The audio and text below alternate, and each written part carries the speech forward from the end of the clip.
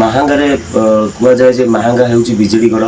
ପ୍ରତାପ ଜେନା ମାହାଙ୍ଗାଗଡ଼ରେ ତିନି ଥର ବିଧାୟକ ମନ୍ତ୍ରୀ ହୋଇଥିଲେ। ଆଜି ତାଙ୍କ ସୁପୁତ୍ର ଅଙ୍କିତ ପ୍ରତାପ ଜେନା ଆଜି ସେ ମାହାଙ୍ଗା ନିର୍ବାଚନ ମଣ୍ଡଳୀରେ ହାରି ଯାଇଛନ୍ତି।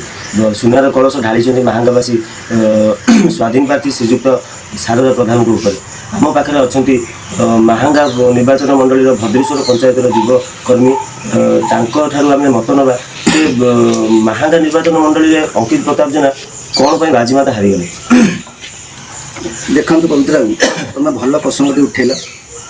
ମାହାଙ୍ଗାବାସୀ ଆମ ସାଙ୍ଗରେ ଆଗରୁ ଥିଲେ ଏବଂ ଆମ ସାଙ୍ଗରେ ରହିଛନ୍ତି, ଆଗକୁ ମଧ୍ୟ ରହିଥିବେ। ବିଜେଡ଼ି କହିଲେ ଏକ ପରିବାର, ଆମର ଗୋଟେ ପରିବାର। ନବୀନ ବାବୁ କହିଲେ ଗୋଟେ ବ୍ରାଣ୍ଡ, ଆମ ମୁଖ୍ୟମନ୍ତ୍ରୀ ନବୀନ ବାବୁ ଯେଉଁଠି ଅଛନ୍ତି ତାଙ୍କୁ ମୋର ନମସ୍କାର ଏବଂ ମୋର ମାନ୍ୟବର ବିଧାୟକ ପ୍ରତାପ ବାବୁଙ୍କୁ ନମସ୍କାର। ଆମ ପଞ୍ଚାୟତରେ କିଛି ଲୋକ, ଆମରି ଭାଇ, ଆମ ଦଳୀୟ ଲୋକ ଆମ ସାଙ୍ଗରେ ରହି ଆମ ପଟୁ ଛୁରୀ ମାରିଲେ ଏବଂ ମୁଁ ଭଦ୍ରେଶ୍ୱର ପଞ୍ଚାୟତର ଡୋର୍ ଟୁ ଡୋର୍ ମୁଁ ବୁଲିଥିଲି। ଆମର ଯେଉଁମାନେ ପଞ୍ଚାୟତର ଲିଡରମାନେ ଅଛନ୍ତି, ଆଗ ଧାଡ଼ିର ଲୋକ, କର୍ମୀ ଏବଂ ବୟୋଜ୍ୟେଷ୍ଠ ଲୋକ, ଏମାନେ ମୁଁ ଯେତିକି ବୁଲିଲି, ଲୋକଙ୍କ ସାଙ୍ଗରେ ଯେତିକି କଥା ଆଲୋଚନା କଲି, ଲୋକମାନଙ୍କ ମତ ନେଲି, ଲୋକମାନଙ୍କଠୁ ଯେତିକି ମୁଁ ଜାଣିବାକୁ ପାଇଲି, ଏମାନେ 2 ଥର ଲୋକଙ୍କ ପାଖକୁ ଯାଆନ୍ତି। କଥାରେ ଅଛି, ଖଜୁରୀ ଗଛର କି ଗୁଣ ଗାଇବି, ମୂଳରୁ ପାହାଚ ପାହାଚ। ଲୋକଙ୍କ ପାଖକୁ ଇଏ ଥରେ ପଞ୍ଚାୟତ ଇଲେକ୍ସନରେ ଯାଆନ୍ତି ଭୋଟ ଭିକ୍ଷା କରିବା ପାଇଁ, ଥରେ MLA ଇଲେକ୍ସନରେ ଯାଆନ୍ତି। ତାପରେ ଏମାନେ ଲୋକଙ୍କୁ ଭୁଲି ଯାଆନ୍ତି।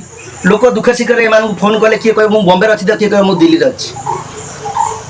ତେଣୁ ଆମରି ସାଙ୍ଗରେ ଆମରି ଭାଇମାନେ ରହି ଆମରି ସାଙ୍ଗରେ ବୁଲି ଇଲେକ୍ସନ 2 ଦିନ ଥିଲା, ଯେଉଁ ଆମ ଆଗ ଧାଡ଼ିର କର୍ମୀମାନେ ଆକ୍ଟିଭ୍ ଥିଲେ, ବୁଲୁଥିଲେ, ବିରୋଧୀ ଲୋକଙ୍କଠୁ କେତେ ପଇସା ଖାଇଲେ କି ବିରୋଧୀ ଲୋକ ତାଙ୍କୁ କେତେ ପଇସା ଦେଲେ, ମୁଁ ଇଲେକ୍ସନ ଦିନ ପ୍ରତ୍ୟେକ ଡୋର୍ ଟୁ ଡୋର୍ ବୁଲୁଥାଏ ଏବଂ ପ୍ରତ୍ୟେକ ବୁଥରେ ବି ମଧ୍ୟ ବୁଲୁଥାଏ।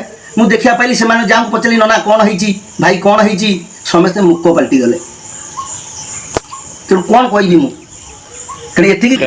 ଭଦ୍ରେଶ୍ୱର ପଞ୍ଚାୟତ ଯେଉଁ କହୁଛନ୍ତି, ଭଦ୍ରେଶ୍ୱର ପଞ୍ଚାୟତରେ ଆଗରୁ ବି ବହୁତ ଲିଡ୍ ଦେଇଛି, ସରପଞ୍ଚ ଇଲେକ୍ସନ MLA ଇଲେକ୍ସନ। ବର୍ତ୍ତମାନ ଯେଉଁ ଓଡ଼ିଶାରେ ଟୋଟାଲି ଆଜି ବିଜେଡ଼ି ଟୋଟାଲି ମୂଳପୋଛ ହୋଇଯାଇଛି, ଟୋଟାଲି ଲୋପ ପାଇଯାଇଛି। ଭଦ୍ରେଶ୍ୱର ପଞ୍ଚାୟତରେ ଯେଉଁ ଆଗ କର୍ମୀ ଥିଲେ, ଆଗ ଧାଡ଼ିରେ ଯେଉଁ କର୍ମୀ ଥିଲେ, ସେ ଆଜି କ'ଣ ପାଇଁ ମୁକ ହୋଇଗଲେ, ଏ ବିଷୟରେ ଆପଣଙ୍କ ମତ କ'ଣ ଦେବେ? ଦେଖନ୍ତୁ ପବିତ୍ର ବାବୁ, ଆପଣ ଭଲ ପ୍ରସଙ୍ଗ ଉଠାଉଛନ୍ତି।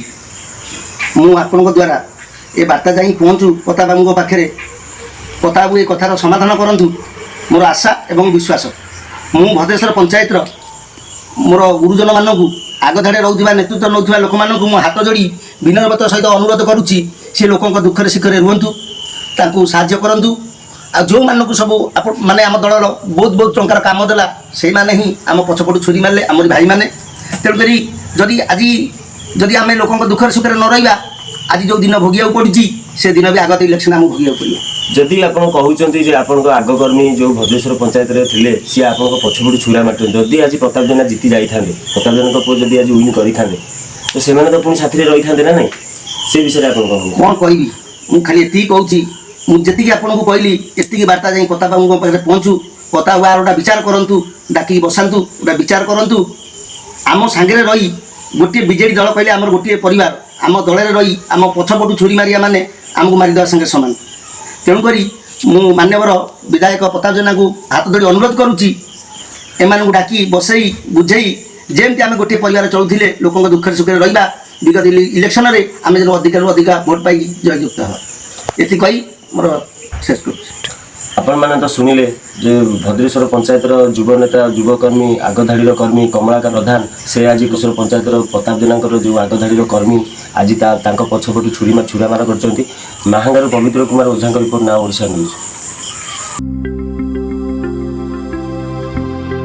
ଲାଟେଷ୍ଟ ନ୍ୟୁଜ୍ ଅପଡେଟ୍ ପାଇଁ www.nowodisha.com କୁ ଲଗ୍ଇନ୍ କରନ୍ତୁ।